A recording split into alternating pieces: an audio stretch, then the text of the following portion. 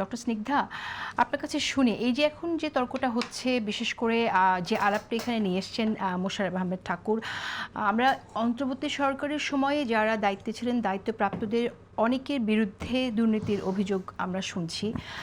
ছাত্র উপদেষ্টা যারা ছিল তাদের মধ্যেও দুর্নীতি করেছে, সেরকম অভিযোগ আমরা সংসদেও আমরা শুনেছি। আমি আপনার মন্তব্য শুনতে চাই যে আসলে আমরা তো অন্তর্বর্তী সরকারে বিশেষ করে যারা দায়িত্বে ছিলেন তাদের বিরুদ্ধে কোনো দুর্নীতির অভিযোগ আসুক বা এরকম আমরা প্রত্যাশা করিনি, কিন্তু তারপরেও সে ধরনের অভিযোগ সামনে আসছে। পাশাপাশি আরেকটি কথাও এখানে আনতে চাই যে অনেকেই বলছেন যে একটু বেশি সমালোচনা হচ্ছে, কারণ আওয়ামী লীগকে নর্মালাইজ করার জন্য একটা চেষ্টা হচ্ছে। আপনার মন্তব্য দুটো মিলিয়েই। আচ্ছা, প্রথম কথা হচ্ছে কি, আমি অনেকগুলো জিনিস বলেছি, তো দুই পক্ষই বলেছে, কিন্তু মজার ব্যাপার হচ্ছে কি, একটা বিষয় কি, আমরা যখন এক সাইডে দেখি আর একটা সাইডে যখন একই সুবিধা নেই, তখন অন্য বিষয়টা দেখি না।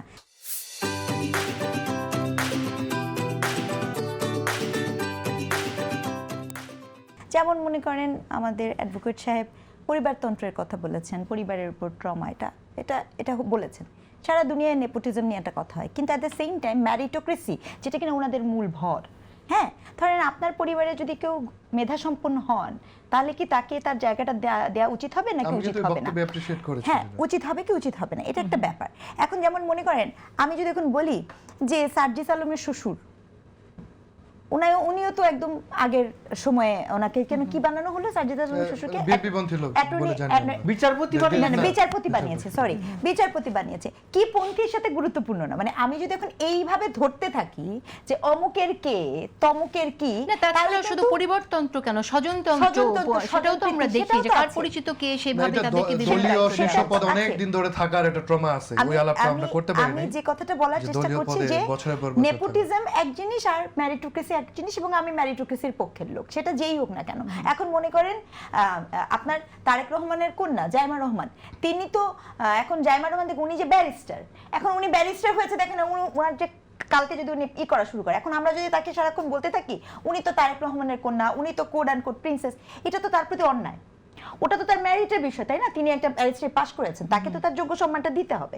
এই বিষয়টা আমার মনে হয় একটু মাথার মধ্যে পরিষ্কার হওয়া খুবই জরুরি, যেটা মিসিং। স্বজনপ্রীতির কথা বললেন, স্বজনপ্রীতির এহেন কাহিনী নাই যেটা না দেখানো সম্ভব, মানে আপনাকে কত শত প্রমাণ, মানে কোন দল থেকে বাদ দিবেন আপনি।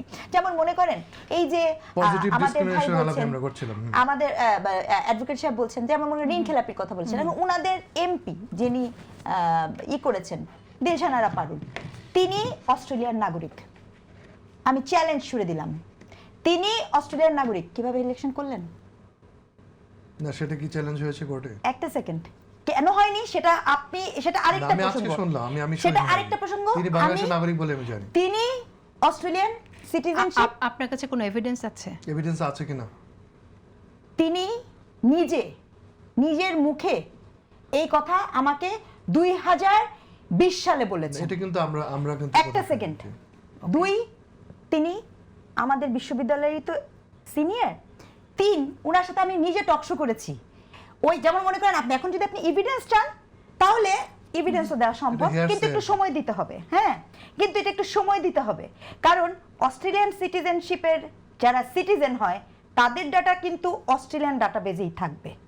সো আপনি যদি আমাকে সময় চান, এটাও দেওয়া সম্ভব, কিন্তু কথা হচ্ছে এই পরিশ্রমটাকে আমি করব না অন্য দল করবেন, সেটা ভিন্ন প্রসঙ্গ। এটা একটা এক্সাম্পল দিয়েছি। কেমন একই ধরনের বিদেশি নাগরিক অন্য দলেও আছে, আমি কিন্তু শুধু এনসিপি নিয়ে বলছিলাম না, অন্য দলেও আছে। তার মানে কি, আপনারা তো সবাই মিলেমিশে সবকিছু করেন। যেমন বললেন লন্ডন বৈঠক খুব হয়েছে, অবশ্যই লন্ডন বৈঠক মধুর ছিল। লন্ডন বৈঠক যেরকম মধুর ছিল, আজ আমার মন খারাপ প্রধান উপদেষ্টা, সেজন্য নাহিদ আফরোজ চলে গেলেন। তারপরে যেমন মনে করেন হাওয়া ভবনের হাওয়া, ঠিক আছে, তো বাংলাদেশ জামাত ইসলাম তো তখন জোটে ছিল, মনে করেন ওনার ক্লেম মেনে নেই, হাওয়া ভবনের হাওয়া খাওয়া শেষ করে তারা যে হাওয়া যখন খাওয়া শেষ হয়েছে, তখন যে বিএনপি ছেড়ে দিয়ে আওয়ামী লীগের সাথে তখন তারা একমত হয়ে গেলেন। কি সুন্দর না ব্যাপারটা? মানে মনে করেন আপনি তো হাওয়া ভবনের হাওয়া খাচ্ছেন, অনেক দুর্নীতি হচ্ছে, আমি তো একমত ওনাদের সাথে।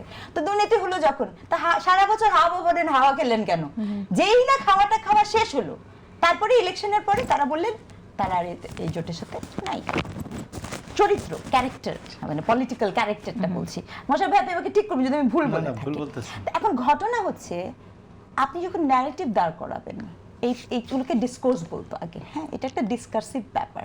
পলিটিক্সে সুধা সদন বলেন, হাওয়া ভবন বলেন, অবশ্যই there are many issues and allegations both parties have. কিছুটা থাকে আপনার যেটা আপনারা বলছেন যে নির্মাণ, কনস্ট্রাকশন, বাট দেয়ার আর অনেক কিছু আছে, তো সেটাও আমি আমাদের খারাপ লাগার জায়গা থাকতে পারে। কিন্তু আমি এটা তখনই বলার এখতিয়ার রাখি যদি আমি খুব এই সকলের ঊর্ধ্বে চলে যাই। এখন আমি যদি বলি এই যে যেমন মনে করেন বিএনপি কে চাঁদাবাজ, অবশ্যই তার কতজন চাঁদাবাজির অভিযোগে বহিষ্কার করেছে না, চাঁদাবাজির সাথে তো যুক্ত। কিন্তু এর আরেকটা পার্ট অফ স্টোরি যেতে থাকে, জুলাই পরবর্তী চাঁদাবাজদের কি হবে, জুলাই আচ্ছা, পরবর্তী চাঁদাবাজদের কি হবে, ওই মামলা চাঁদাবাজদের কি হবে, আচ্ছা, জুলাই পরবর্তী ফাউন্ডেশনের টাকার কি হবে, ঠিক আছে, এগুলো কি হবে।